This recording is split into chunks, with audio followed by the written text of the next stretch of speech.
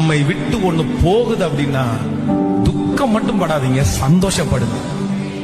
ஆமே, நம்மை விட்டு ஒண்ணு போகுதுன்னா நீங்க உண்மையா ஜெபம் பண்றீங்க தானே, கர்த்தரோட வாழ்றீங்க தானே, உங்களுக்கு ஒண்ணு கிடைக்கலையா, உங்களை ஒண்ணு விட்டு போகுதா, உண்மையிலே சொல்றேன் அது நன்மைக்கு தானே தவிர தீமைக்காக இருக்கவே இருக்காது.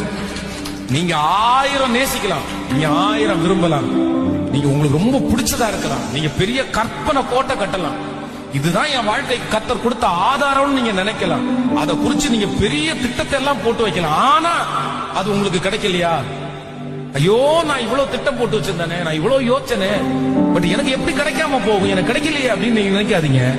உங்களுக்கு கிடைக்காதது உங்களுக்கு நன்மை, உங்களுக்கு கிடைக்க போவதுதான் உங்களுக்கு ஆசீர்வாதம். அதுதான் ஆண்டவர் உங்களுக்காக வச்சது. அதை குறிச்சு எனக்கு கிடைக்காததை குறிச்சு எனக்கு கவலை இல்லை.